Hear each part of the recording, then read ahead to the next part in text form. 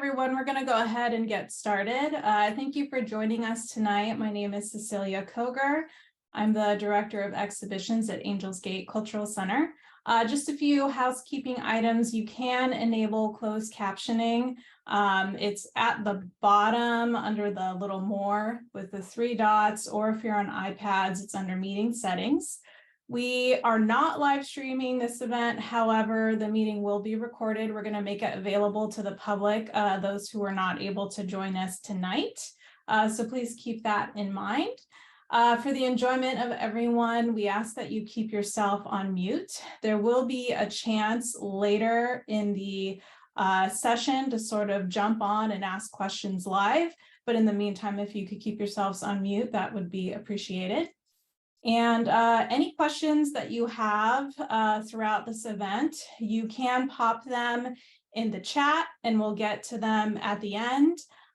Or you can wait till we get to the Q&A portion, and then you can just pop on and ask them live. So save all your questions for that portion. Hopefully I answer some of those questions just in going through the information.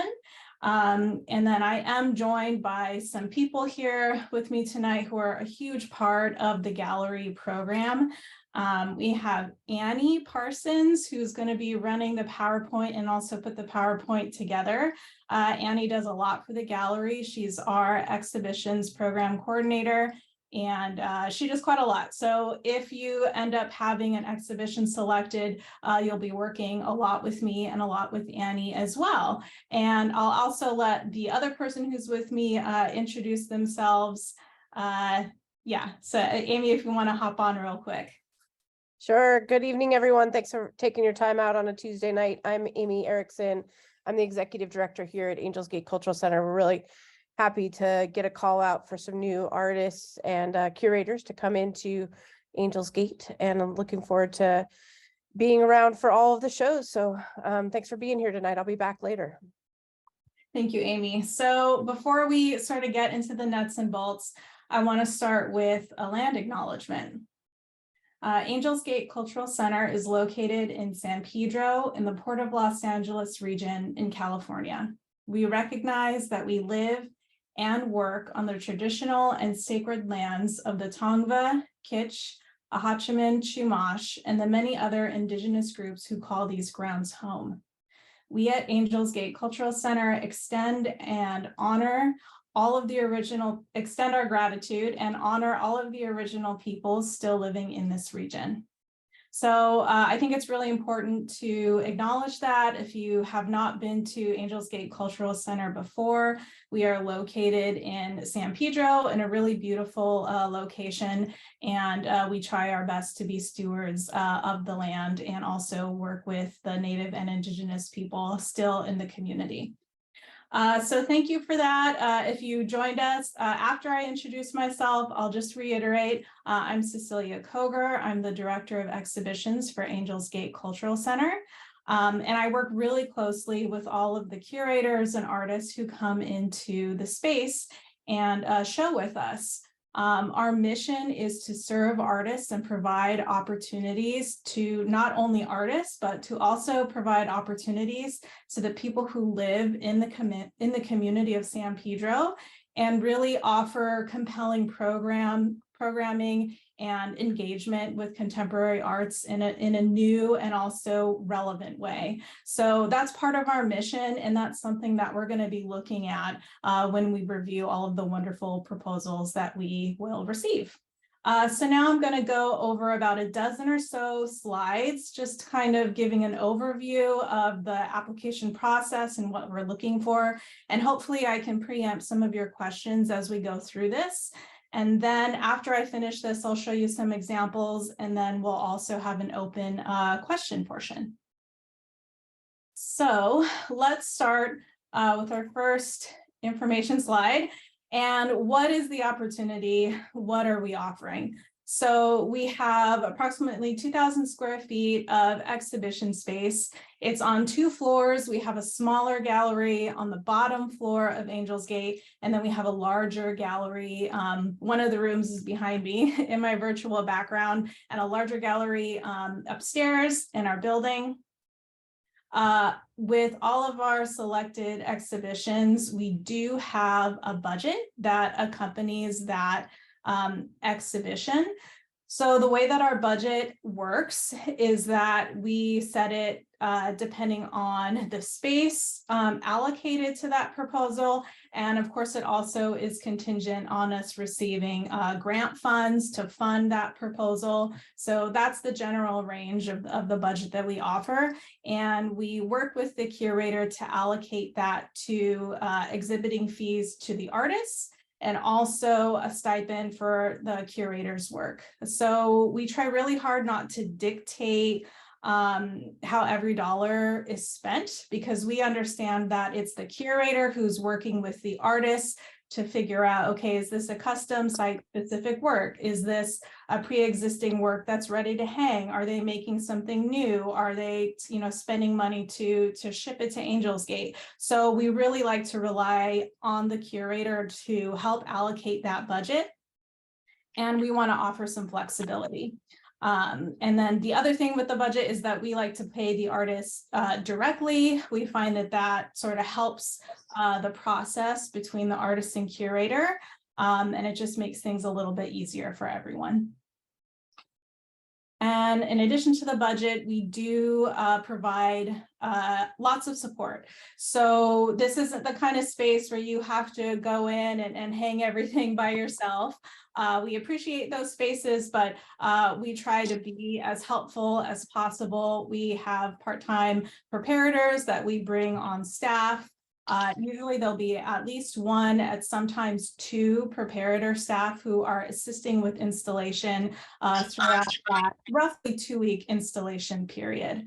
In addition to that, we design promotion and marketing materials. We do have a graphic designer, so we will design show cards and Instagram images and a whole package of promotional graphics that we also ask the artist and curator to then distribute to their networks as well. So that's all part of that. And of course, that comes with a press release, emails to our distribution lists, etc. We also provide help with the programming. So that includes day of support and logistics and administrative programming. So that would include things like we'll set up the Eventbrite and the registration, and we'll design the graphics for that, and we'll manage the attendee list. So all of that comes with our programming support. We offer gallery supervision. So we do have staff present in the gallery. Thursdays through Saturdays are our open public hours, from 10 a.m. to 4 p.m. And then, of course, we also provide support with an opening reception. We have a small refreshment budget, and we have staff available to help for that. All exhibitions will run for a 6 to 12 week period with an additional 2-week installation period. I know that range is pretty broad. On average, I'd say 9 to 10 weeks is sort of the average, but of course there's no, we can't see into the future. So we're just kind of giving you that general range. Yeah, and so that kind of outlines the opportunity in general terms. And then I think there were like 2 little sample images. Yes, so that's our beautiful campus. So I'm curious if anyone has not been to Angels Gate before. We are very fortunate that we're located in the port, kind of up on the hill in San Pedro. So another great thing about our gallery is that there's beautiful nature and inspiration all around. Of course, there's also lots of sea air that comes into the gallery, so sometimes that affects work. So maybe that's the downside of our location, but we are in a beautiful place. So now kind of let's take a look at the timeline roughly. Again, I don't want to get too specific because we really can't see 2 years into the future, but as immediate timeline, proposals are due in 2 months from today, on May 21st, and they are due via email. So we don't have the capacity to accept paper proposals. We're asking for email proposals. If there's a problem with the files or submission or technology, please reach out to us ahead of time, because we don't want that to be a barrier or a burden. So if there are any issues with that, please reach out to us.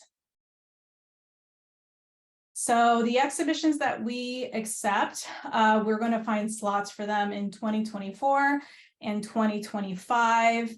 Things happen. COVID happened before our last open call, so we had to really extend that calendar out to a third year, actually 3.5 years from that acceptance. So hopefully that doesn't happen again, but granted, no huge catastrophes like that, you never know. We hope to have all of the accepted proposals show in 2024 and 2025. Applications will be reviewed by a committee. So I'm not going to tell you who's on the committee because it's not solidified yet, and we're still working on that, but there will be a guest, several guest panelists. So it will be comprised of a board member. It's really important. We are a nonprofit and we have a board of directors, so we will include a board member.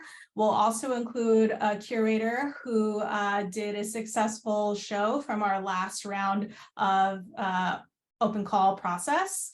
And then we'll also include an outside arts expert. So I'm not quite sure who that will be yet, but we're thinking that would be either another gallery or museum director.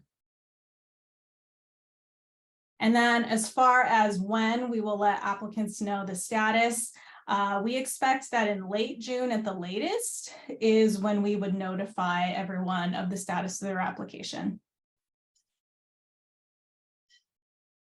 Okay, so now what we're looking for. So, you know, we don't want to be prescriptive in the type of proposals that we receive.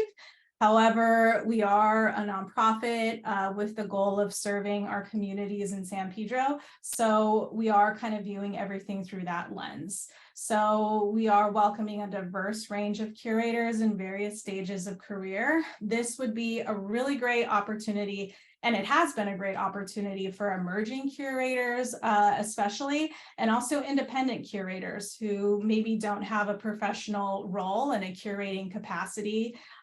This is another great opportunity for independent curators. And then of course we're open to mid-career and more established curators as well.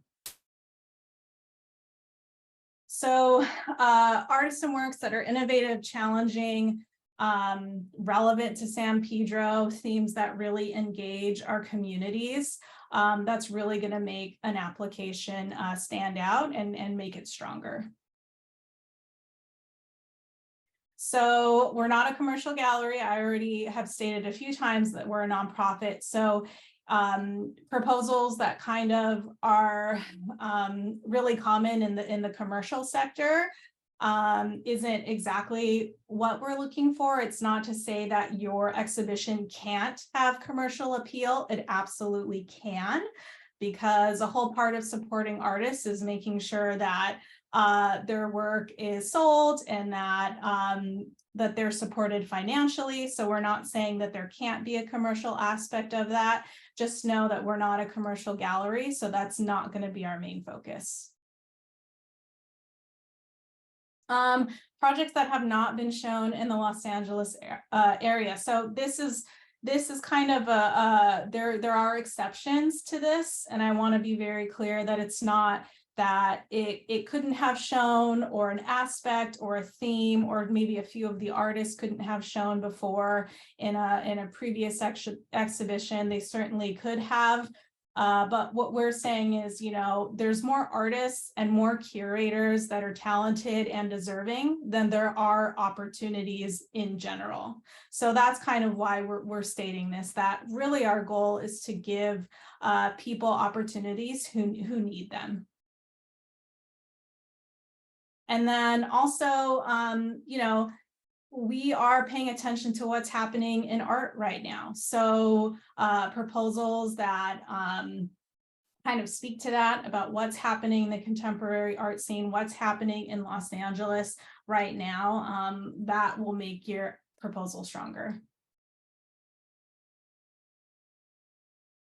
And then, of course, not to be redundant, I feel like I already am, but proposals that align with our mission and keep that in mind, that we are a nonprofit cultural center. Oh, this is a big one, inclusion of local and greater Los Angeles-based artists. This is really important because there's lots and lots of artists in our own backyard. There's so many artists in LA, and we don't, for practicality reasons, we don't have a shipping budget. We don't have a transportation budget. So just practically, the art ideally should be local. We should be able to get it to Angels Gate, the artist, or a friend of the artist. It should be able to transport to Angels Gate rather easily. That's not to say that you couldn't have art or artists that weren't local. We have lots of shows where maybe some of the artists are in LA and maybe one or two are East Coast. That's just something that you'll have to factor into your budget. And we know that that's a really huge expense. So for practical reasons, we ask that the artists be local. And then also for reasons that, again, we're community serving. So we want to reflect the community of artists that kind of live and work here. And sort of like I said earlier, there's far more artists in LA than there are opportunities available. So we really want to make sure that the artists here in our own backyard are given those priorities, those opportunities. Okay, so some additional information. So these are things that aren't necessarily required per se, but will make your proposal stand out and will make it stronger. So representation of historically underrepresented communities in the arts. I think if you're an artist or engaged in the arts, you already know how important that is and you know what that means and the significance of that. And then I would say another strong point that's not necessarily required, but will make your application stronger is just acknowledgement of the location that Angels Gate is in and the communities that we exist in. We do have a lot of shows that directly include underrepresented members of our community that talk about the local cultures that we have in San Pedro and also talk about San Pedro as a location, its significance with the Port of Los Angeles. And, you know, those applications that really look at the location that we're in and the communities that we exist in, those applications end up being really relevant to the people who engage with Angels Gate Cultural Center and really relevant to our community. So those, of course, we really look at and consider. And this is something I said earlier. So creating opportunities for projects and artists that have not been previously shown. That's really important to us. If you are including an artist that has shown at Angels Gate before, that's okay.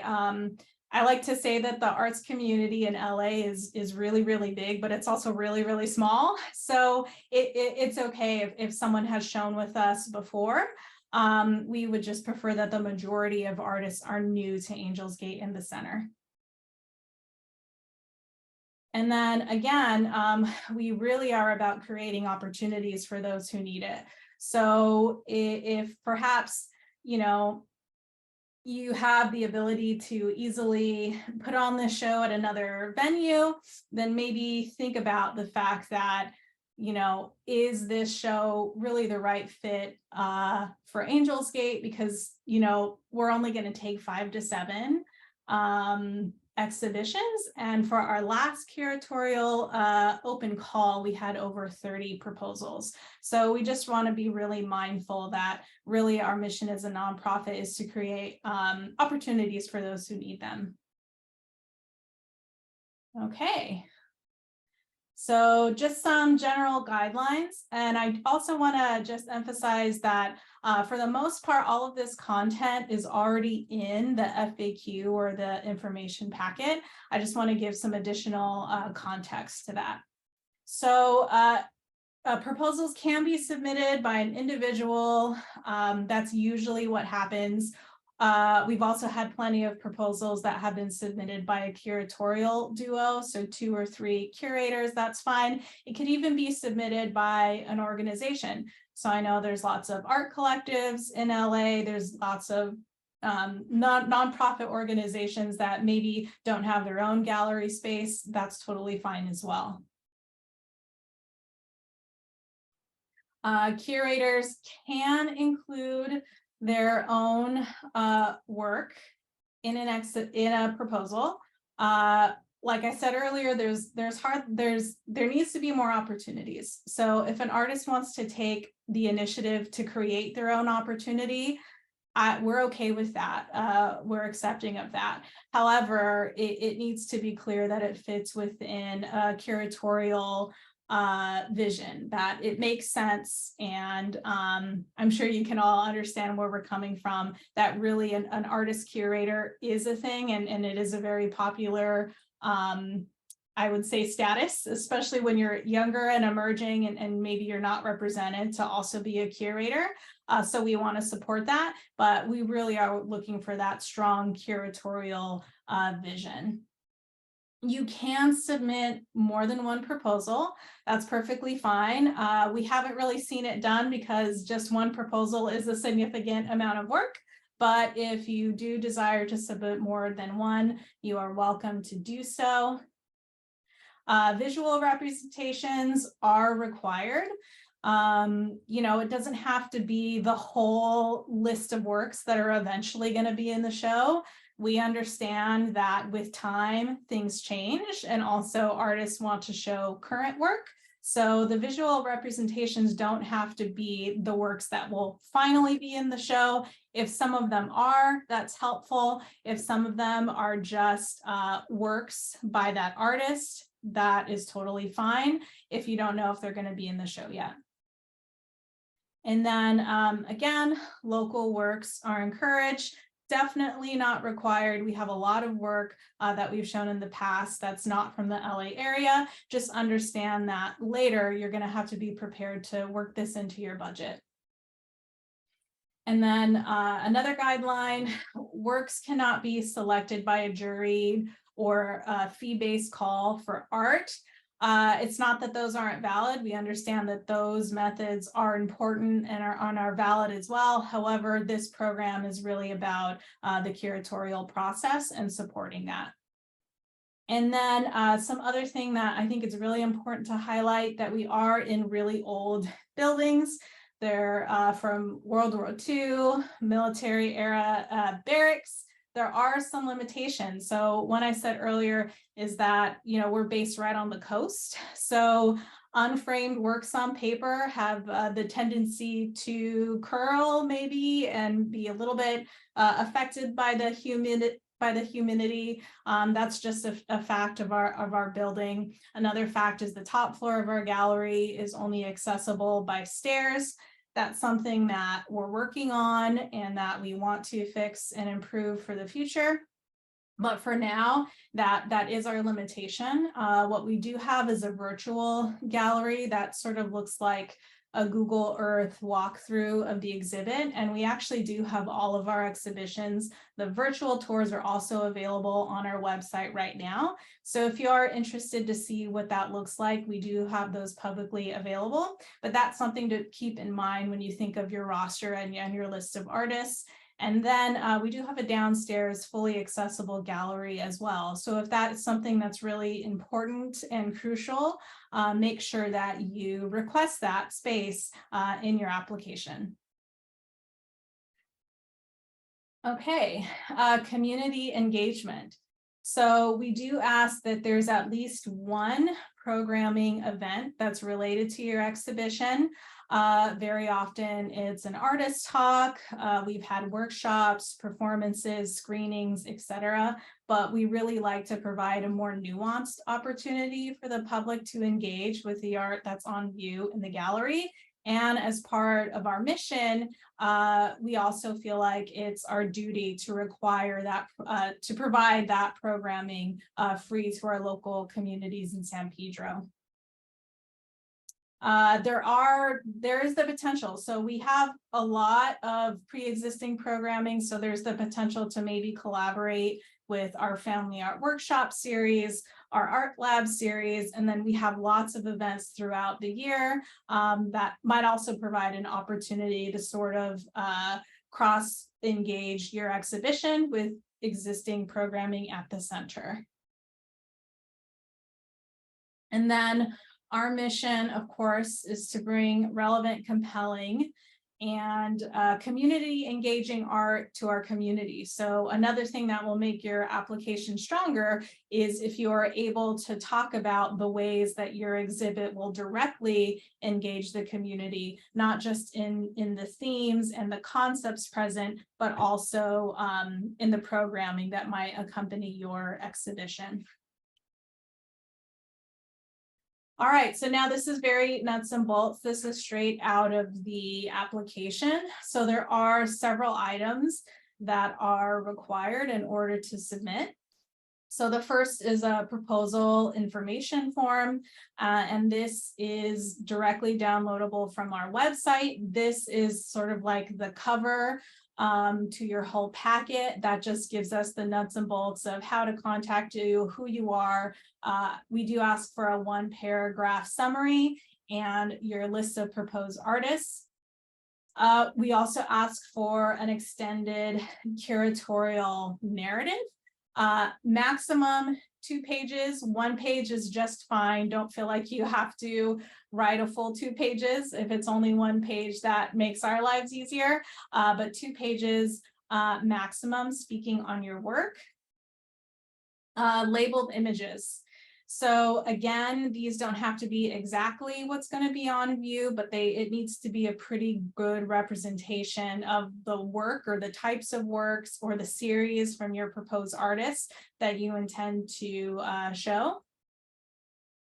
And then, we also want to know about your curatorial experience. So this is separate from the curatorial narrative, but this is sort of like your cover letter, introducing yourself, maybe stating you're an emerging curator, or maybe you have lots of experience, just giving us an introduction to who you are. And then we also ask for a resume or CV. We feel like that's pretty standard. We only require it for the curator. If you want to include that for your proposed artist, you can, but that's not required. And then another optional piece is additional images or web links of past shows that you've curated. That's helpful, but not required. Again, we're very much open to emerging curators who don't have a long history of curating shows. And then lastly, like I mentioned earlier, the resumes or CVs of your proposed artists, that's totally optional, not required. So all of these items need to be submitted in an email to gallery. Gallery@angelsgateart.org. If you could put the title of the proposal and also your name in the subject, that would be helpful. Oh, something I forgot to mention earlier, when it comes to the labeled images, we do ask that it's compiled in a single document so we don't have an email with like 20 attachments that could get lost. So the easiest way I feel to do that is put it in a PowerPoint. That's really easy. If you want to do something that kind of maybe presents a little bit more formally, you could put it in a PDF, you could put it in a Word doc. So any of those formats would be fine. We just ask that those images are labeled and in one document. And then we're almost coming to the end of the text, the slides, and then we'll have time for questions. So thank you for bearing with me.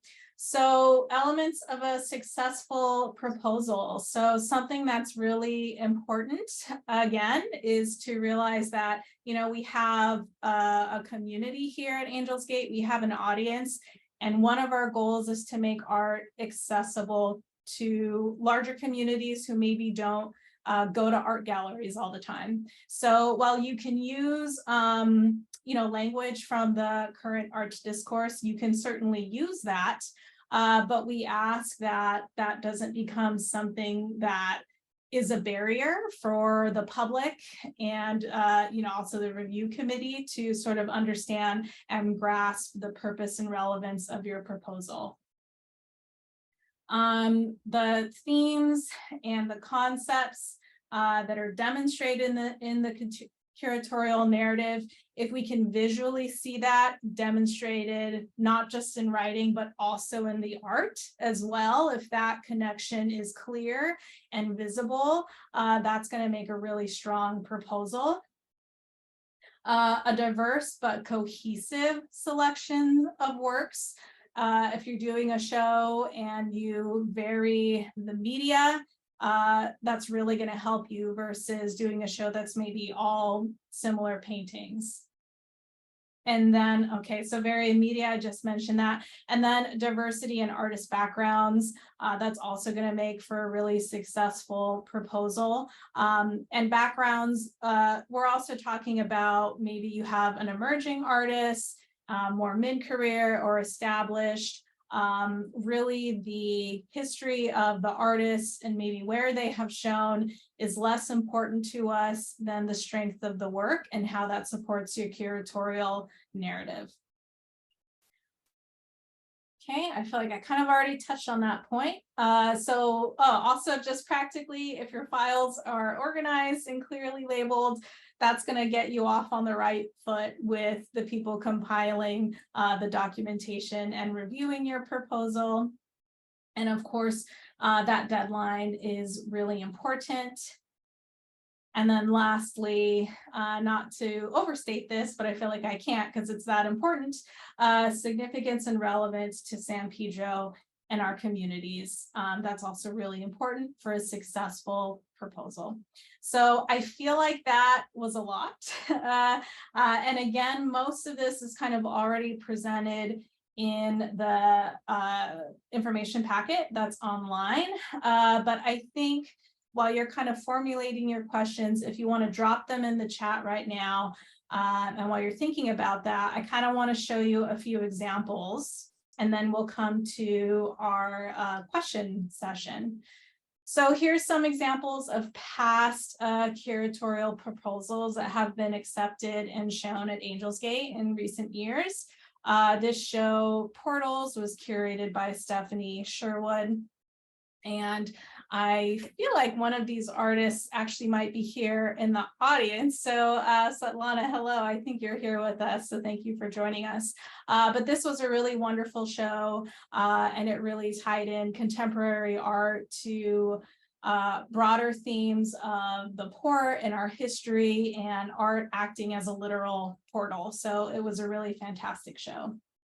Another show that was from our curatorial call, this is Hair Pulling Between Good and Evil, which we showed in 2021. So this show really talked about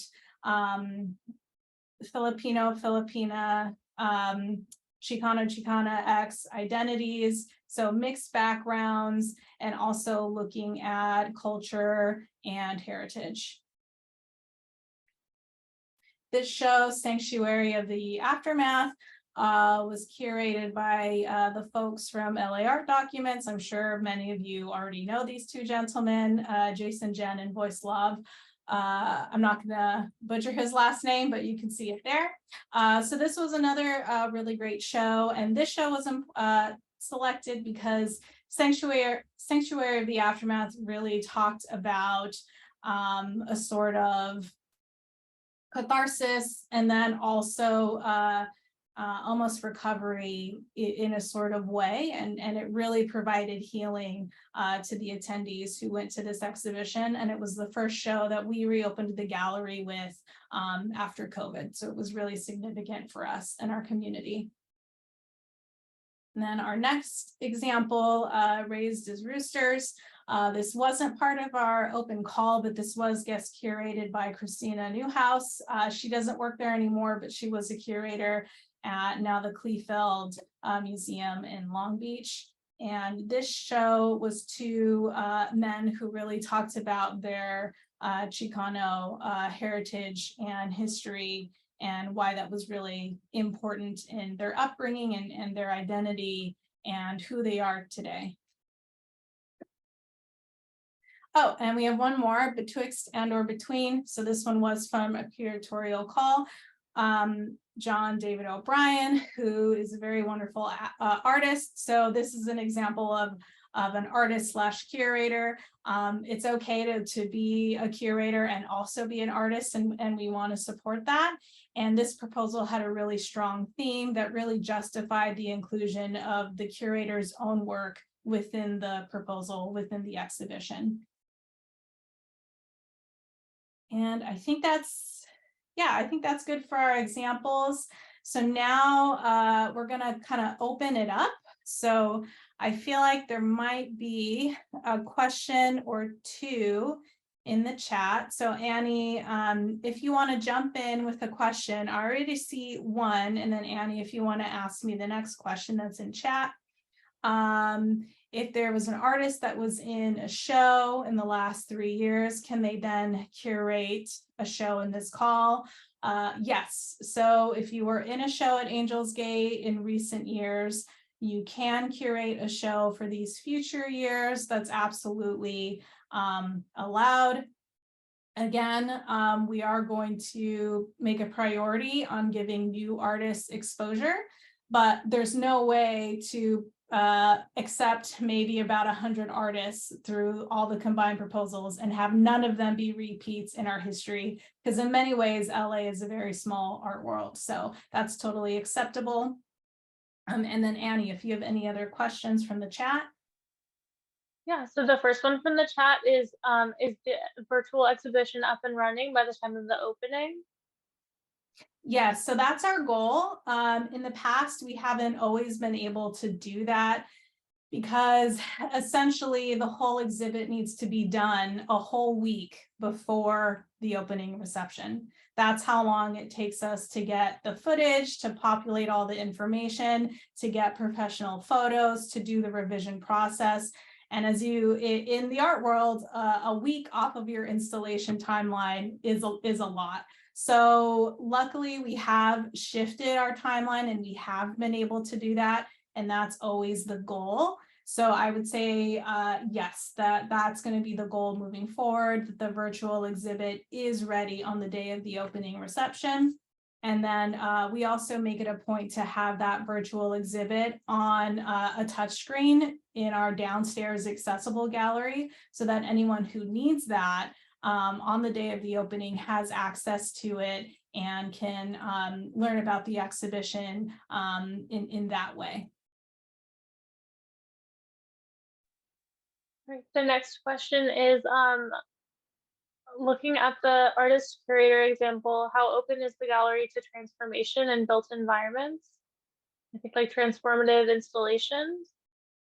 That's a great question. So you know, we're very open to it within reason. So I guess for us, we're always bound by limitations on time and resources. So if we can figure out how to do that with the resources that we have and the 2-week installation period that we have, then yes, we love that. The example behind me really did a great job of really transforming the walls and building a custom installation within the gallery. So yes, to the extent that we're able to do that, we are open to it.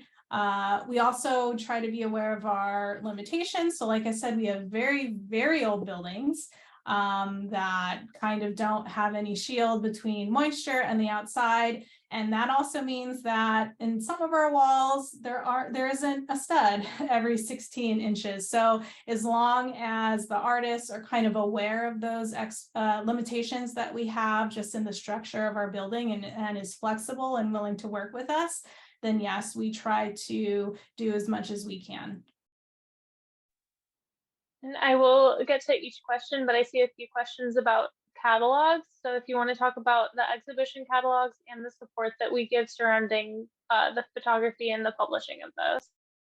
Great question. So recently, we have been able to start offering catalogs to exhibitions. That is a new thing for us because we just didn't have the staff, we didn't have the resources.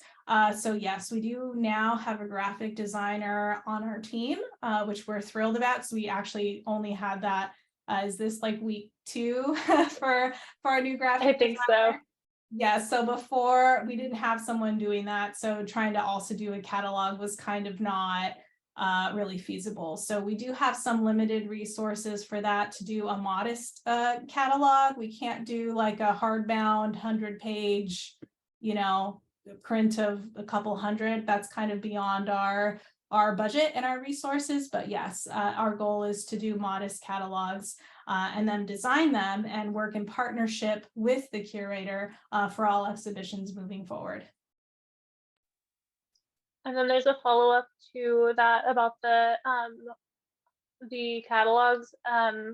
It does not come out of the curatorial budget. The gallery has a budget separately for that. Right. And how many catalogs do we typically print? How many pages do you have? What's the size of the catalog?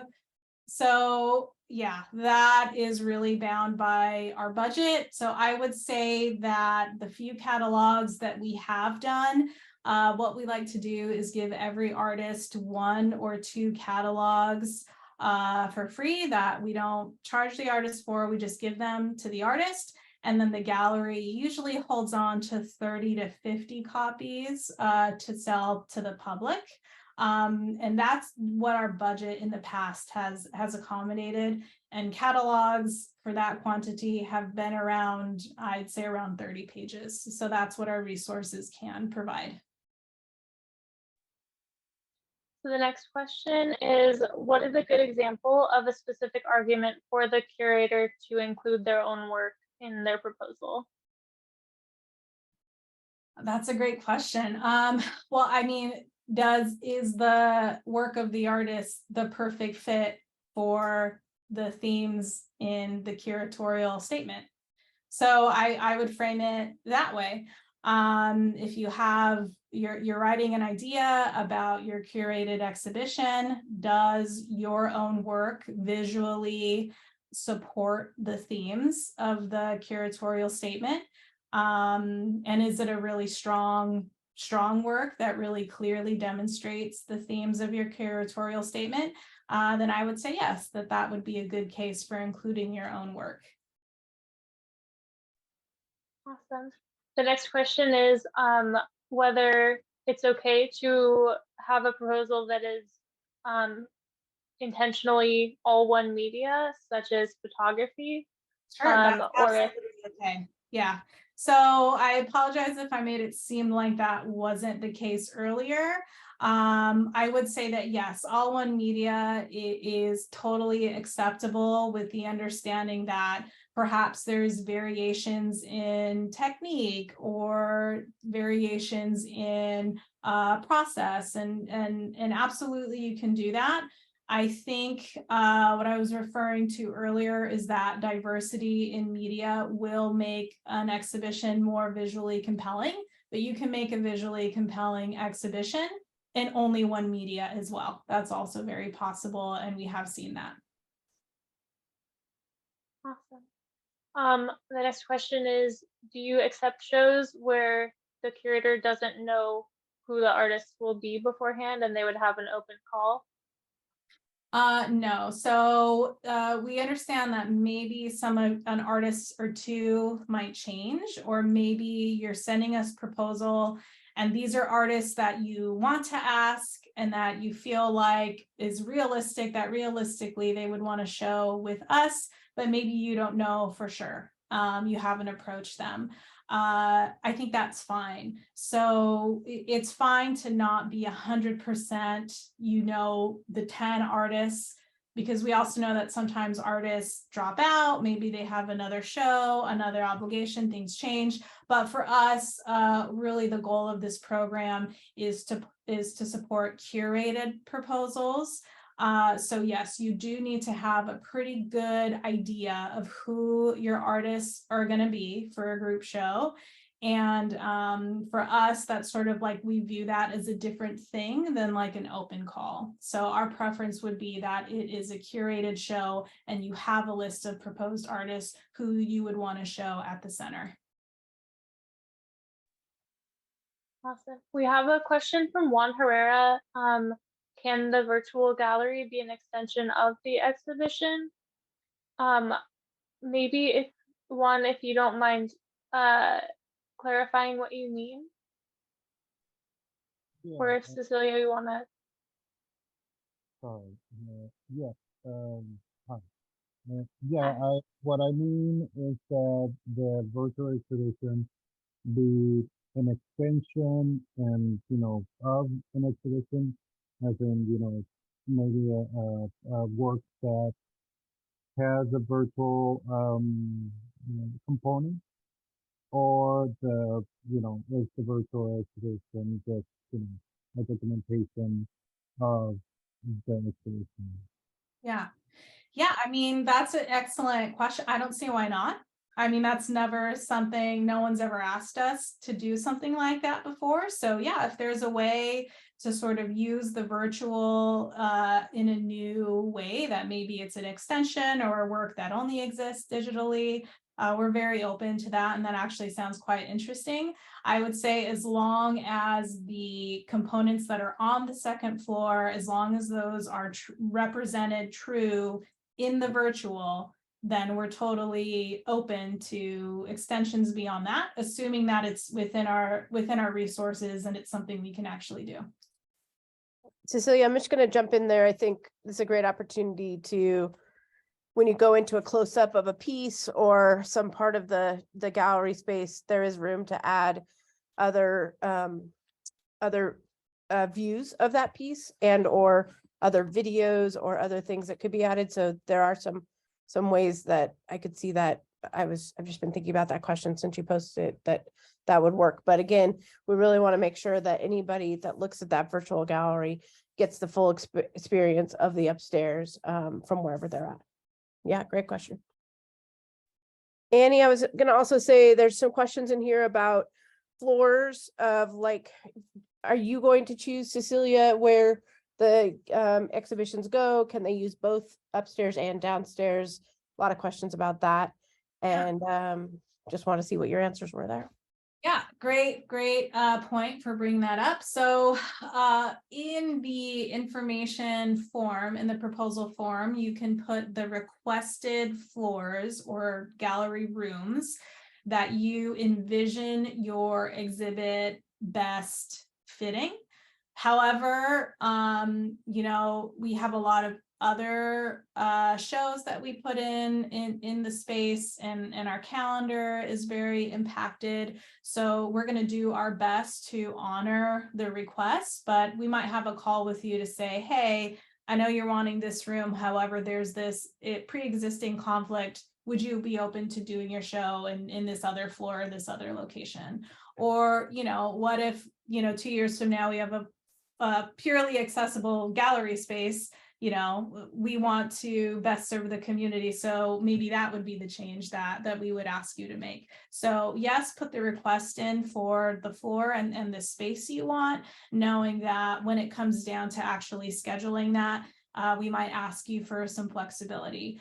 When it comes to how much space you can request, you can request both floors. However, just because we're going to have more proposals that are great than space available. It's rare that we give a show both floors of the gallery. We try to do one show on each floor just to expand the number of opportunities. So you can request both floors, to just know that that's usually not, we usually don't allocate that much space to a show. That's not to say that it couldn't happen. So I hope that answers that question. Yes, go ahead, Annie. Sorry. We have a question about whether there's a size difference between the two spaces. Yeah. So I think Amy is. Yeah, sorry. So writing it, but I'll just go ahead and state it in case you don't have access to the chat. The downstairs is approximately 1,000 square feet. I would say that downstairs is really great to have maybe a more intimate group show of maybe like 3 to 6 artists. We've seen that done really well. It's also a really great space to build installations because the space is smaller and longer, and it allows for a more immersive installation environment. So there are, and of course it's fully accessible. The upstairs, it is larger. Amy, how many square feet approximately is the upstairs?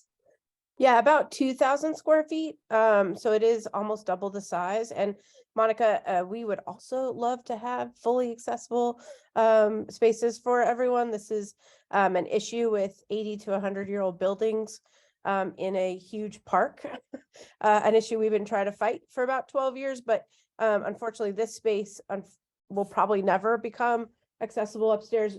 The cost of not only putting in an elevator, but the then triggering of ADA use all over not only our campus, but the entire park campus. We might be ready to do it on our campus, even though we got a quote for about $1.2 million to do that just on our campus. But the park will probably never let us do it because it would trigger the entire park having to do that. So if but Cecilia, like she said earlier, is if we might have some space that is fully accessible, other spaces that are fully accessible gallery spaces in the next couple of years, we're trying to work towards more of those. So thank you for asking the question. And I think there's a couple other questions I could just throw out here and answer. Maiva, thank you for the questions about the walls and the floors, and I've been answering them in the chat, but unfortunately the floors now we can't paint.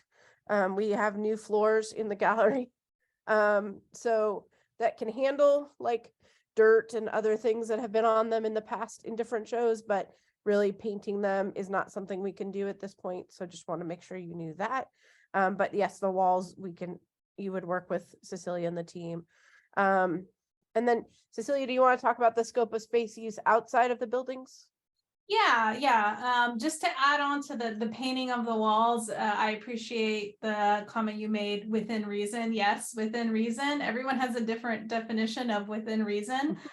For us, within reason is, can our staff paint it in a day or two, and then also paint it back in a day or two? So repainting all the walls in our gallery just for money reasons and also time reasons is just not feasible in the timeline. So usually, and very common, we've had a wall painted or a portion of a wall. That's very doable. So scope of space use outside of the buildings. Yes, we have had outdoor sculptures exist outside. We've had banners hanging on the exterior of our building. We're very open to that as long as the artist knows that we are a public park. And of course it's going to be exposed to the elements, but it's also exposed to the public. We can't build barriers or partitions around the piece. So the artist would just have to be comfortable with that risk. And of course, we would also have to not take on any extreme risk either. So of course, we want it to be relatively safe and something that we feel comfortable with the public engaging in. But yes, you can have sculptures as part of your exhibition that maybe live outside of the building. And we have done that before. And we also have had works hanging on the outside of the building, like in on a banner or something like that. Mm-hmm. We have a question about the equipment that we have to offer as far as projectors and TV monitors and things like that. Great question.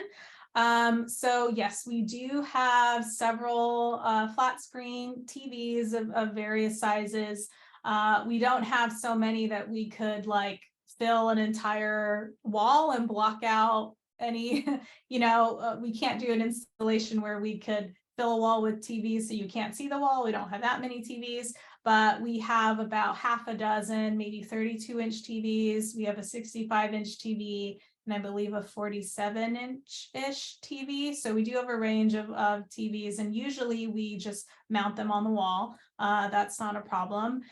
We do have a series of projectors. We have a handful of maybe lower power projectors, but they still work just fine if you black out the room. And then we have one slightly higher power projector I wonder if it's gonna, there you go. So it's right behind my head. That's our newest addition to our technology. It's 5,000 lumen, which is great because it works really well when you still have lights on in the room.